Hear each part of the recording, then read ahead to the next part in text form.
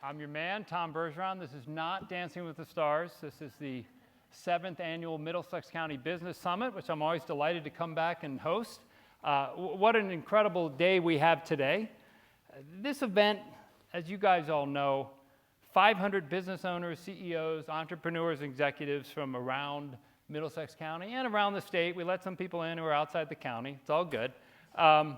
Great program today. Lots of big companies. I'm going to rattle off some. Can't be in New Brunswick without mentioning J&J. They're here. Ernst & Young, Popcorn for the People, which if you don't know about it is a really cool organization.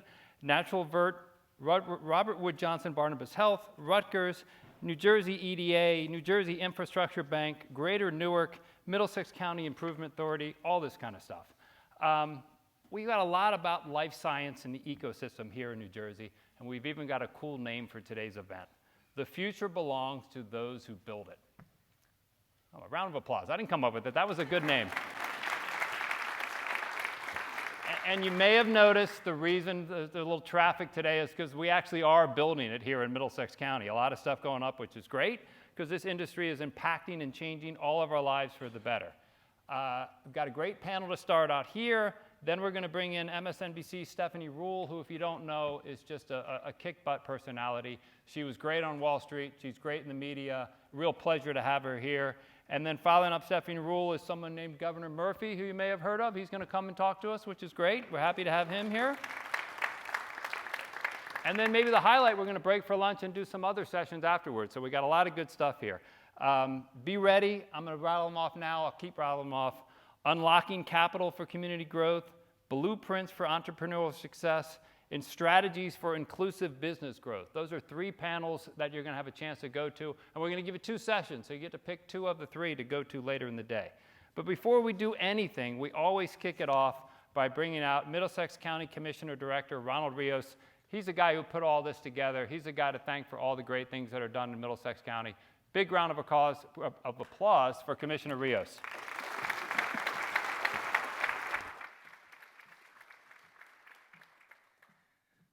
Thank you, Tom. Good morning. I would like to ask first, do we have any veterans in the house? Please stand and be recognized and say we want to say thank you for your service to our country.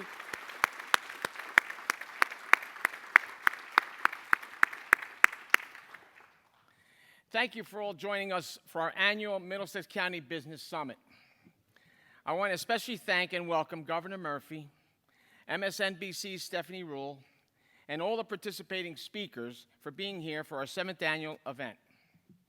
Like so many great endeavors, the Middlesex County Business Summit began as a simple idea to bring business owners, entrepreneurs, and key individuals from industry and government together to forge connections, discuss vital issues, collaborate, and learn from one another.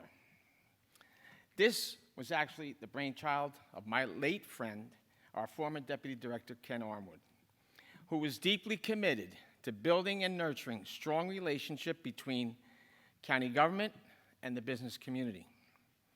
That commitment is one that my colleagues and I on the Board of County Commissioners share as well. And we are so proud to carry on the tradition of this summit. From its humble beginnings, the Middlesex County Business Summit has grown to be one of the preeminent business events in New Jersey, as evidenced by the impressive lineup of speakers and esteemed guests we've welcomed each year. In 2022, we enjoyed a fireside chat between Congressman Frank Pallone and U.S. Secretary of Commerce Gina Raimondo. This year, we're honored to be joined by Governor Murphy and Stephanie Ruhle, host of MSNBC's The 11th Hour and senior business analyst for NBC News, as well as several notable speakers and panelists. The Business Summit is a best-in-class event and just one example of the many ways Middlesex County supports the business community. Businesses of every size can find the path to success here. We've embraced a strategy that identifies core areas of support services: economic development, workforce, education, arts and culture, and transportation. We call it Thrive Here. Existing businesses and new prospects should take advantage of these incredible resources to build or grow their footprint in our county. We are here to help you. This environment is the result of the strategic investments we've made and are continue to make in our county's future. We're investing in that future by investing in our economy in a range of ways, from infrastructure to people, all of which will lead to a more robust, sustainable economy.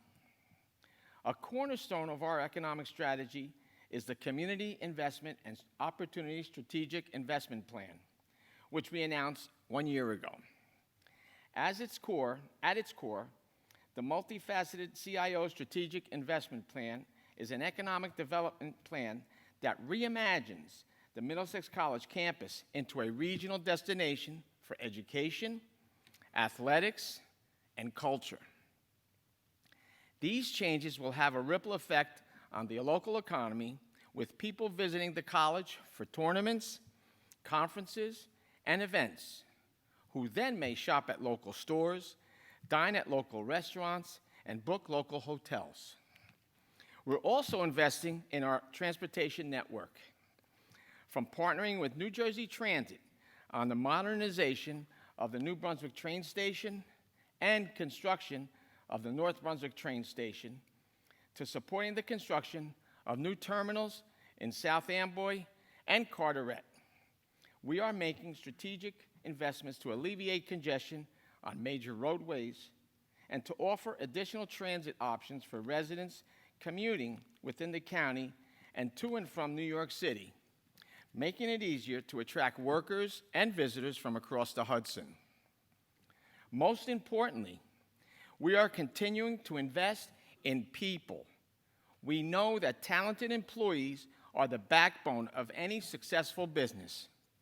And so maintaining a strong talent pool here in Middlesex County is a priority that benefits every business, from small and micro businesses to medium-sized companies and large corporations.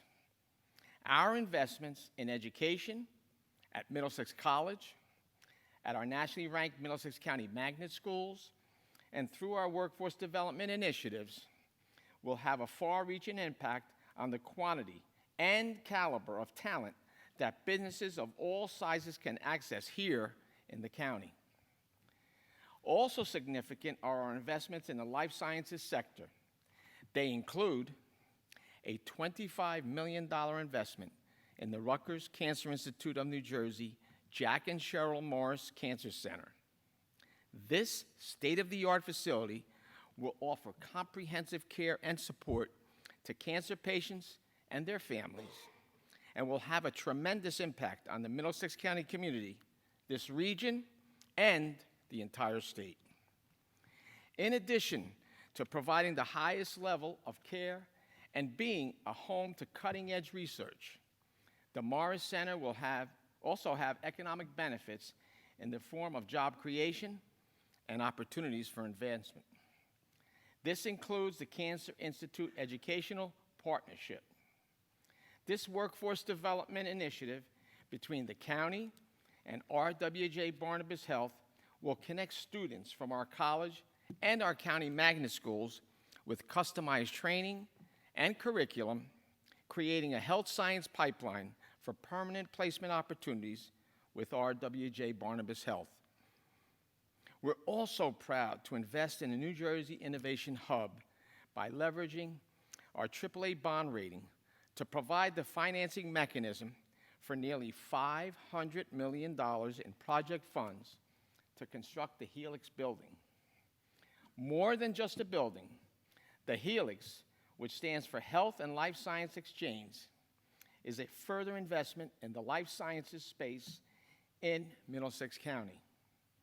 The Helix will serve as a home for businesses, entrepreneurs, researchers, and innovators of all kinds. All of these investments are made by design, all with a specific purpose in mind: to continue growing our economy and ensuring that the county is a great place to live, work, and play for many generations. As the theme for today's summit states, the future belongs to those who build it. That's what we're doing here today. We're building the future here in Middlesex County, and we're so glad that you're a part of it. Again, on behalf of the entire Board of County Commissioners, I thank you all for joining us for today's event. Thank you.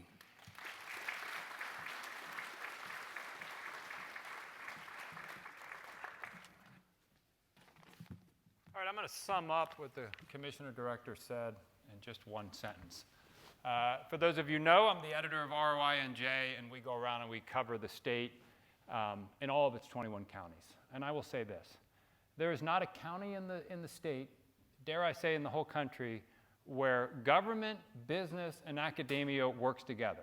I mean, what you guys are doing in Middlesex County to come together, and you can see it all around you, it's evident, is incredible. So a salute to Middlesex County for being able to come together and work together. A few of the people that are doing that are with us today. I did not mention them. I'm going to do it right now. Deputy Director Sante Nara is in the house. Commissioners Charles Kenny and Leslie Koppel are here. And if anybody gets out of hand, the county prosecutor, Yolanda Ciccone, is here too. So try to keep the booing to the minimum. All right, first panel, life sciences. New Brunswick and New Jersey and Middlesex County, medicine chest of the world. We've heard it time and time again. Life-saving, life-improving technologies and innovations are here. You've got Johnson & Johnson, you've got RWJ Barnabas, you've got Rutgers Cancer Center of New Jersey, and then you've got the largest life sciences incubator in the state. Again, big, medium, and small working together. That's what Middlesex County does. The best is yet to come. That's why we're here. The Helix, as the commissioner said, will open soon. 550,000 square feet of state-of-the-art research space. The Jack and Cheryl Morris Cancer Center, unbelievable stuff there. All of that goes to everything that's happening in life sciences. So let's get our panelists out here because they're far more interesting than I am. I'm going to introduce them. I'm hoping they're right behind me. Dr. Stephen Labuti, Director of the Rutgers Cancer Center of Institute of New Jersey.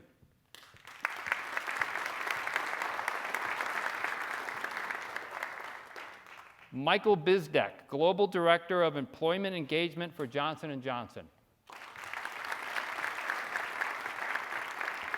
And Kara Moore, the Sector Lead Life Sciences at the New Jersey Economic Development Authority. Welcome. Now it's time for the grilling. Take a seat. All right. You guys keep it down. Dr. Labuti, it's very difficult to get him to talk about anything. It's short, one-word answers. We're going to try to draw it out of him if we can do it. Let's start the view from 10,000 feet. The Jack and Cheryl Morris Cancer Center, 12 stories, 500,000 square feet, only NCI-designated comprehensive cancer center, state-of-the-art lab and technology state. I'm going to say go. Tell everybody what this is going to mean, having all of this in one spot, because this is really cool for the county and the state. Well, we throw the term transformational around quite a bit, and I think that sort of devalues the concept. But I think this truly is transformational, not just for New Brunswick and Middlesex County, but for New Jersey at large. The Jack and Cheryl Morris Cancer Center will be, a 96-bed inpatient hospital, the first freestanding cancer hospital in the state of New Jersey. And so when we think about what that means, right now, folks in New Jersey, if they're looking to get focused cancer care in a hospital that is dedicated purely to cancer care, have to travel out of state. That will no longer be the case, and it'll be right here in the heart of Middlesex County.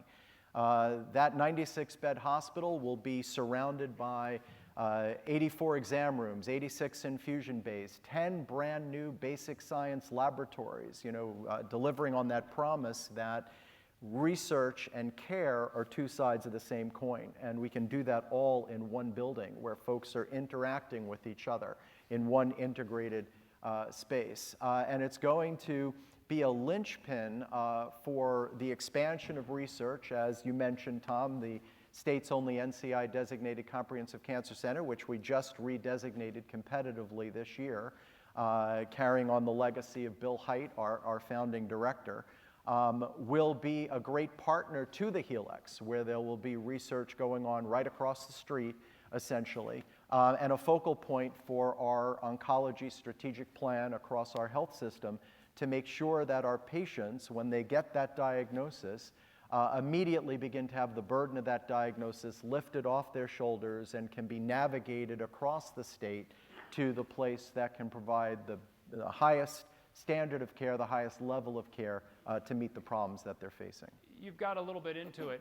One of the phrases that comes up is treating the whole patient. And by that, I think we mean more than just the individual. We're talking the whole ecosystem around that person. Talk a little bit about how this one building is going to enable you guys to do that even better. Yeah, so that's a great question. So there are probably no worse words that any patient can hear than "you have cancer." Most folks, when they hear things like, you know, you have heart disease, you have diabetes, not to minimize the impact of those diseases, but you begin to think immediately, okay, you know, I'll go on a medication, you know, I'll change my diet, I'll exercise more, and that'll help me manage it. But unfortunately, when folks hear the words, "you've got cancer," they immediately go to a very dark place. You know, am I going to survive this? You know, what is possible to sort of navigate me through this? And so it's real important that you not just look at the treatments that you're going to give the patient, but how you're going to care for that patient, and not just the patient, but the patient's family. You know, it's an entire support system that goes with caring for a patient with cancer. And so the Jack and Cheryl Morris is focused not just on the amazing science we'll be doing in that building, on the great, you know, treatments that'll be delivered in that building, but how do we focus on the patient? How do we make the patient and their family the focal point, and how do we literally make it a warm and welcoming place, as warm and welcoming as any cancer care facility can be, to help navigate the patient and their family through that journey of care that they'll receive. Warm and welcoming is great. Having new, cool, and innovative therapies is great. Having lots of companies and doctors and scientists involved is great. I'm going to bring in Kara here. Everybody knows about the EDA, but everybody doesn't know exactly what they do. It's a really vital part of what we have in this state. Big, small, and medium. Again, you guys have, what, 3 or 4 programs or something you're currently working on?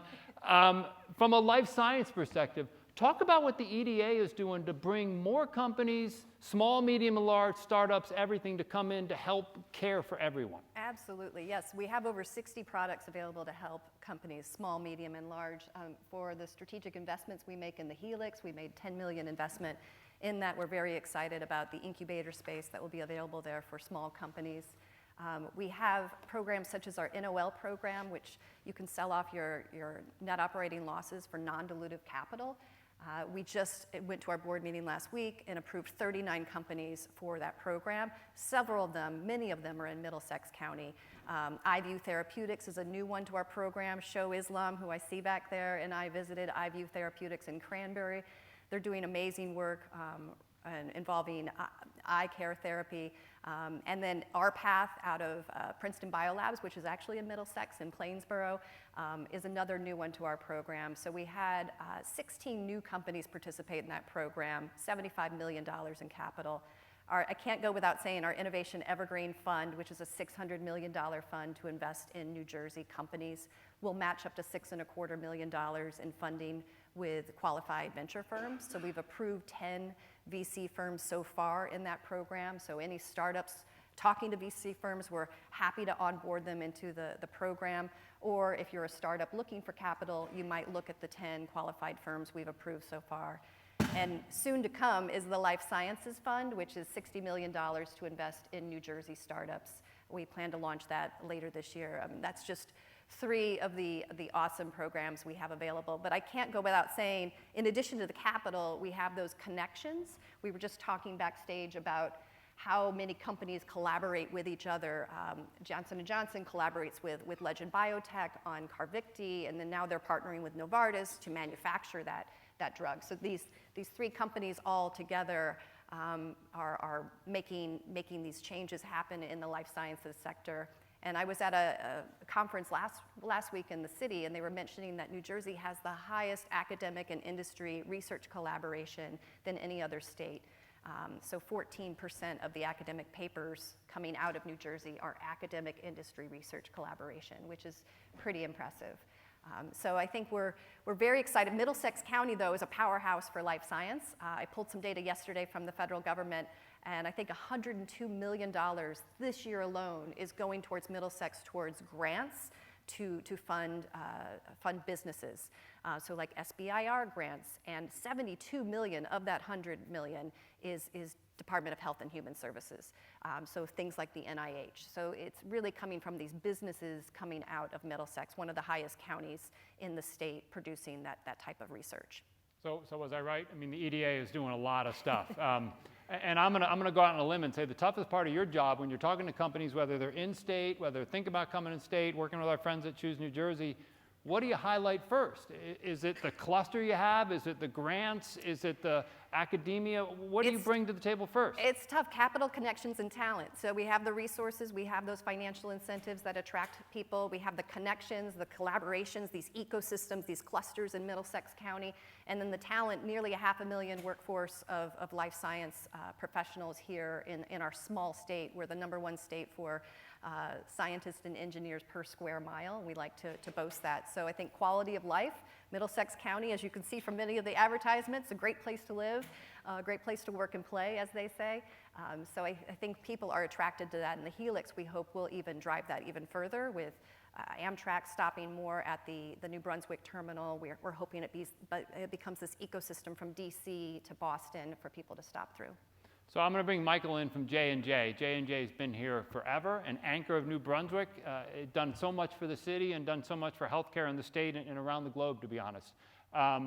You've seen New Jersey as the medicine chest. Maybe we had a slight downturn for a little bit, but I think we're roaring back now better than ever.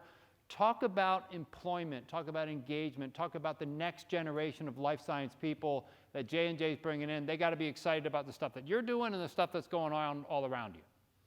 Thanks for that question, Tom. And just to put it into context, I've been at Johnson & Johnson for 3 decades, so I've seen the city of New Brunswick, this county, and J&J through a number of lenses. First as a student, then as an intern, then as a professional, then as a professor at Rutgers, and now as a commuter coming in from Hunterdon County. So I have a love for Middlesex County and New Brunswick, and my job has grown over these 3 decades from local to global, back to local, and the trends in the employees that we're attracting and the future pipeline have changed drastically. Obviously, the pandemic has changed life for all of us, but what we're seeing at J&J, in order to remain competitive as attracting talent, as I'm sure it is for your organization as well, you look at we look at New Brunswick. We look at why would an employee choose J&J over another farm company, even in New Jersey or the East Coast or West Coast. So what has happened is a sea change in how we work. If you visited our campus, we've made a double down investment in our New Brunswick presence, making it more, friendly, making it a little more current, not quite Google. But a lot of the benefits and extras that will make working in New Brunswick and for our company, a great experience. And with that comes a panoply of new benefits. So we're rolling out new leave policies, new family care, paternity leaves, bereavement leaves, and one of my favorites is an extended volunteer leave where employees can really exercise their engagement impulse and get involved in their local communities. Of course, we have a lot of employees involved in institutions here, having served on the board of the Cancer Institute, et cetera. So yes, for a company that's been here for a long time, I think remaining relevant and current and local and global at the same time is a balancing act. Talk a little bit more about that, and Dr. LaBeauty, you can jump in here as well. When you've got a new age of employees, and people often think that it's only the 22-year-olds that want to work from home. Actually, the studies show that it's the 42s and the 52-year-olds that are like, I've had enough of the audience, while the younger people want to come in there. That balancing act in life science is tough. You can't do surgery in your living room, right? You can't bring a lab in your basement. If you are, we got the prosecutor here. you know, there's issues here. How do you find that balancing act? I'd like to think a cool city like New Brunswick is one thing that brings people in. Talk a little bit more about that attraction and how you make that balance. Well, I was going to just offer that, you know, we're never going to go back to the way things were before the pandemic. You know, that not only work-life balance, but the understanding that for some things, one can be as efficient and effective working remotely as you can be in person. And it actually opens up the workforce to a lot of talent that otherwise may have been lost from the workforce because of family demands, inability to be full-time. But as you mentioned, Tom, there are some things that, although they are working on remote robotic surgery, I doubt anytime soon we're going to have our surgeons working from home. But that said, we have to figure out what the right balance is. And you bring up a good point that the next generation has a different perspective on work-life balance. And we have to be sensitive to that if we're going to attract and then retain the best and the brightest. And it's why two projects that I'm extraordinarily excited about that are part of the Jack and Cheryl Morris Center are the Blanquita Valente School, which we just opened in Middlesex County 3 weeks ago and has its first class going through that. That was part of the Jack and Cheryl Morris Cancer Center project, really bringing... And hold on one second, Doctor. I don't think that school got enough attention. Again, this is a situation where the county working together. There was an issue where we needed a new school, created one that was bigger and better and cooler than anything we've had. And again, private industry, academia, colleges, the county, all coming together. And now we've got a school here in Middlesex County, New Brunswick, that's better than ever. So State of the forgive me. art. And the programs that we're putting in place between that school and the Cancer Institute and other research and education components at Rutgers hopefully will begin to develop that next generation workforce, put that spark in the minds of those students about wanting to go into STEM careers and careers in biomedical research and education. And then through a very generous partnership with Middlesex County, $25 million investment, our partnership with Middlesex College and the Magnet School, where programs are being developed and have been developed to train that workforce that's going to come in and help to care for those patients. And so in terms of work-life balance, I think we're going to have to be flexible and open to the fact that, you know, novel programs such as some of the ones that were just mentioned in terms of giving folks the ability to volunteer, giving folks the ability to work remotely. I think the key here is flexibility. You know, you mentioned, I know in the House, I can't see because of the lights here, Mark McCormick, the president of Middlesex College, is here. He's a regular on ROI influencer list for good reason. Things that are going on at the county college, things that are going on at the magnet schools, you know, those academies. It's rare to have such a connection between, it's not just Rutgers and RWJ. This right. goes all the way down and it builds the next generation. Kara, I'm guessing that's a selling point when you're talking to companies about what we have here. It is. In fact, about a year ago, we pulled together some of the cell and gene manufacturers in the state, such as J&J. In fact, one of the J&J colleagues was spearheading this internally, Bob Bullard, to say, you know, we really need operators in the state to work at our community college level, be trained to have clean room techniques. So we brought together stakeholders from industry as the EDA to hear what those thoughts were, collaborated with that industry, brought in Middlesex College and Raritan Valley Community College. Middlesex was already doing work in this space. And then the New Jersey Council of Community Colleges have pulled together here in the past few months a new biomanufacturing pathways program to train associate level and certificate credentials for clean room techniques. And so I think J&J is probably very excited about this. Yeah, I think the future's bright. And, you know, it started out as, you know, our company facing, you know, a labor shortage in lab techs down the road. But you look around and there are 19 other companies that will be, you know, undergoing that same painful process. And so what we decided with EDA's help and others is that if we form a consortium and partner with some of the existing resources like our community colleges, we will solve the problem for the state, which is a great spirit, because we started studying all the other areas where biotechnology and cell and gene therapy are prevalent and successful.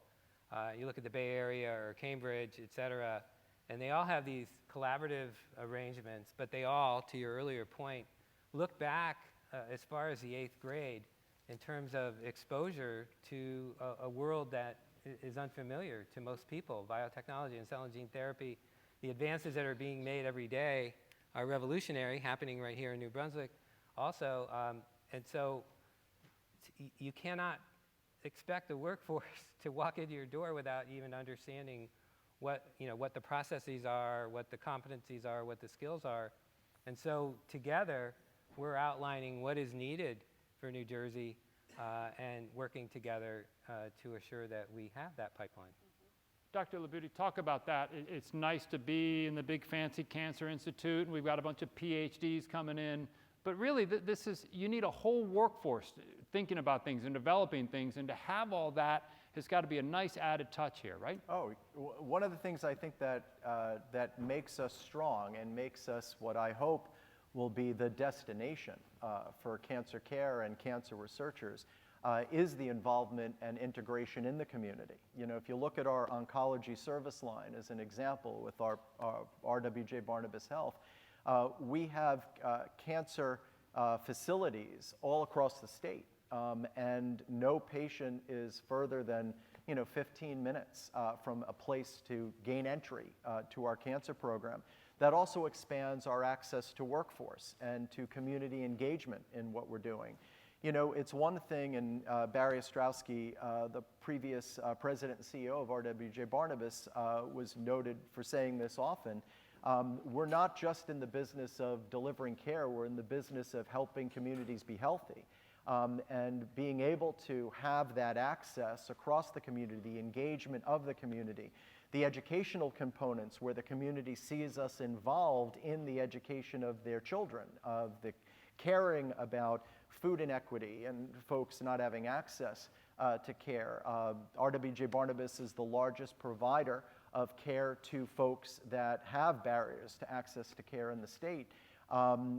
That's all critically important in making a healthier state. It's not just having the fancy labs and the amazing treatments, it's how do we make a healthier community. I want to add to that, having that diversity and those pockets all throughout the state is attractive for small companies who are doing those clinical trials, to have those diverse populations. And the clinical trials office at Rutgers has some fancy systems to be able to screen through and figure out if the protocol meets the methods with the patient populations. And so I think that's a big selling point for companies. Yeah, it's a great point. The program, at least on the cancer side, which I can speak to most directly, we have coordinated a single structure for running all of our oncology-related clinical trials across the entire health system.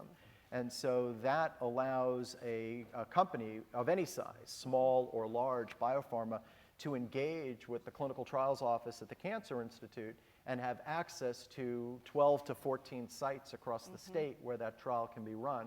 And with a single IRB, a single contracting system, et cetera, it just makes it easy for that to happen. And that has been a real force multiplier and spark plug for us to create a whole bunch of new collaborations. Look, I think the pandemic showed all of us some of the inequities of healthcare involving underserved communities, and I think now New Jersey is in a place where we can address those better than most because of our diversity, right? Whether through trials, whether through employment, and all of those issues. Michael, talk about J&J when it comes to a diverse workforce and the actions you guys are taking, because I know you're a leader in that. Yeah, well, post George Floyd, there has been a lot of pressure on companies to demonstrate commitments to health equity as well as the diversity of our own workforce. So we announced a major initiative, our Race Health Equity. It was a $100 million initial investment with matching funds to our local companies sponsored initiatives. So it's been an amazing transformation over the past couple of years and what we're seeing. And some of the programs that I've been managing for decades in New Brunswick, where we bring our high school kids into our labs and into the workplace over 3 years, 10th, 11th, and 12th grade, all of a sudden people were asking me more and more questions about how we were doing these programs, because by default we were working with diverse student populations. And so now there's more of a concerted effort to build that pipeline even further, backward as well as forward, where we have formal co-op internship programs through undergrad and graduate school. So we stay in touch with this talent, which is locally grown. And I could share many anecdotes of the students that I've worked with here in New Brunswick, some going back 15 years, where these individuals have gotten to know their families, their teachers, their support networks. We're part of their support network, where they've become physicians. And I think probably the most endearing outcome of knowing them for so long is their impulse to want to give back. So they become physicians, they become surgeons and general practitioners that want to serve the populations that they grew up with. So what an amazing virtuous circle that companies like ours can help create. And seeing these individuals show up in our workforce is really a great reward. Everybody likes to use the term community to define various groups. We can define Middlesex County as a community. We can define New Jersey as a community. You mentioned Barry Ostrowski. Barry Ostrowski was always great. I'm saying, just imagine if for one day or 1 week or 1 month or 1 year, every company in New Jersey only did business with other companies in New Jersey. Anybody who needed health care only got health care in New Jersey. Anyone who needed this only did it in New Jersey. We were talking about that backstage, about what New Jersey can offer health care-wise now, exponentially better than ever before. Everything is right here. Jump in. Well, I mentioned before that the concept of not being far from home for your care is an important one. And this goes beyond just cancer care. Any complex medical problem, and every patient, whether cancer is their primary diagnosis or another disease, often has many comorbidities. And it's critically important to have that support system of your family, your community, to help you through that. And for too long, there's been the notion that if you want to get exceptional care, and you can fill in the blank for what disease type, if you lived in New Jersey, you're going to have to travel through a tunnel or a bridge to do that. And I can tell you that is a blatant fallacy that is the construct of advertising more than anything else. There is not a cancer diagnosis that someone receives where we cannot provide that care within the state. Even beyond Rutgers Cancer Institute and Rutgers and RWJ-Barnabas, the network of cancer centers across the state is incredible. We banded together during the pandemic. Every Friday morning would have a conference call among all the cancer programs to talk about best practices. How are we keeping our patients safe through the pandemic to be able to deliver care? And that relationship that was built of necessity has continued now. And I think the network of providers, of folks passionate about delivering care, the expertise, the science that's here in New Jersey should be thought of by everyone in New Jersey as second to none. And Middlesex County is the epicenter for those life sciences. And so it's an exciting time, I think. Yeah, we have over 3,200 life science companies in the state of New Jersey, many of them in Middlesex. In fact, I speak to many companies throughout the week, and several of them might partner with a contract organization in a different state, and I say, why didn't you choose one of them in the state? And they may not locate them or find them. So we're building a life science directory at the EDA in partnership with BioNJ. It hasn't launched yet, but we're taking in survey forms right now so we can publish that so people can find each other easily. And we'll break it out by county as well. So Middlesex will probably have a shining life science section of all the contract organizations, pharma companies, cell therapy companies, software companies that are in the space, that are doing some amazing AI work in this space.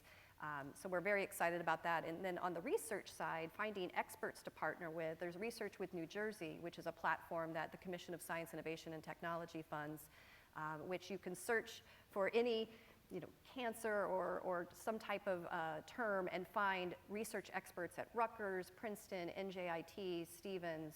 And so it's a fantastic tool, as well as core facilities that you might want to leverage in the state. So we're trying to make those connections. It's not obvious to people immediately, but there's just such a wealth of resources throughout the state. And we hear people in Cambridge might say, we can't do everything from commercialization, and in New Jersey you can really do that from bench to bedside. We are the biggest small state or the smallest big state, no matter how you look at it. And we talk about communities, I would be remiss not to bring up, look, we're actually building buildings. And I know Joe Gingoli and his crew and some other people we're making sure that we're not only hiring New Jersey companies, but we're training the next generation of builders, right? There's a lot of programs with young high school kids and older who are learning, becoming apprentices, joining a union, getting the skills that they need for good, solid jobs. That's all about giving back, which this is going to be a funny statement. The healthcare, life science sector tends to be very prominent in giving back. And Michael, you mentioned the volunteer programs you have here. Everything you do in healthcare and life science is giving back. I mean, every minute of your career is giving back. But I'm going to give you a little bit of time to talk about some of the great ways, you guys as organizations are giving back. Well, I'll just jump in and say, for many, many years, giving back was, oh, that's a nice thing to do, and you do it on your own time. Charity, philanthropy. But it's become much more than that. I mean, for us, it's become a way of developing employees. We have, 3 E's: education, experience, and exposure is how you grow your career at J&J. And so our team in Global Community Impact have jumped on that and have provided experiences for employees to experience health systems that are serving the underserved, go in and work on a project where they're increasing their capacity or improving their efficiency. So it's become a business mandate as well as a good thing to do, and I think it can be both, where you're adding social value and business value at the same time. It's a tightrope, but it can be done, and I think it's the future of major corporations where they're unleashing their employees to do this work in the community, and often that's more valuable than philanthropy. I have to think that goes to the retention aspect, right? We know everybody, the minute they're out doing stuff, they're telling their friends, they're putting it on social. Here's what, this is earned media, as they say. Here's what J&J is doing. Here's what people at the Cancer Center are doing. Here's what people at the EDA. Here's how we're volunteering. That's got to be helped with the attraction and retention efforts as well, especially with the younger generation that we all crave. No, I think that's a great point, Tom. Being a part of something, being involved in a community, and that community, at least for all of us, goes beyond the walls of our institution. It's reaching out to folks, and not just what's incredibly important, that is improving access to care and being physically in the community, but engaging the community for wanting to be a part of the mission and working together. We have a Community Action Board at the Cancer Institute, which has been instrumental not only in helping us to evolve our mission and vision, but in helping to influence our research. What are the areas most important and affecting the members of our community that we should be concentrating efforts into? And so that bi-directional communication, that involvement as a team, I think is rewarding to our employees. Retention is not just about, although often this becomes part of the conversation, it's not just about compensation. It's about feeling valued. It's about engagement. It's about feeling that your work is impactful. And I think it's a win-win when you create these opportunities to interact with and be a part of the community. I'll just interject that you can measure engagement. I mean, there's a whole new cadre of professionals that have grown up in HR departments around the world called workforce analytics. And they can measure through surveys how engaged an employee is, how they're feeling about the company, and the likelihood of them leaving or staying. And so these efforts to engage with purpose beyond the company and purpose with your community, whether it's local or global, really drives employee engagement if it's done well. Kara, I have to believe that's a big selling point when you're talking to companies about that Jersey spirit that we're talking about. Everybody knows the other Jersey spirit, but there's a good Jersey spirit of, look, we help each other out and we do it without asking. That's got to be a big selling point for you guys. It is. I mean, New Jersey is a collaborative state. We have many companies that are collaborating with each other, and Rutgers and Princeton and NJIT, our major powerhouses in the state, are collaborating with the industry, as I mentioned, with the research papers being the #1 state for that academic industry research collaboration. I think people, when I see Rachel Cohen here from Choose New Jersey, who also meets with many companies across the world, who are looking to locate to New Jersey. And of course, they say it's a place to be. It's a location where you have the logistics powerhouse that you need. You have the talent that you need. You have the quality of life with the #1 K through 12 education system in the country. So it's really it's hard to argue against New Jersey. Pretty good bagels and pizza, too. All right, so now we've spent a half an hour talking about all the great things in New Jersey, so I'm going to give you the real tough question. If we come back 5 years from now or 5 months from now, right, and tomorrow we made you czar of blank, what more could we do? What do you think we should do? What direction can we go? How can we take this to another level? Let's talk about where you'd like to see this incredible life science ecosystem. You know, kicking Cambridge's butt isn't enough to say. We got to have some more specifics, right? What's on the dance card? What else can we do? Anybody jump in? I'll give you all three a chance to shot at that. I'll start. I mean, we've all mentioned individual programs, and they're great programs, but we're far from being at scale. So especially with the early pipeline work, every company in the state is doing work with a local school or high school or K-12 district. We need to come together and set big goals around having students exposed to what the future of medicine is or what the future of technology is, et cetera. And I think this can only be done collaboratively, and I think, yes, we have the ability to outshine both the Bay Area and Cambridge or the Research Triangle, et cetera. So there's incredible potential here. I see it every day. I've studied those other regions, and I know we have more.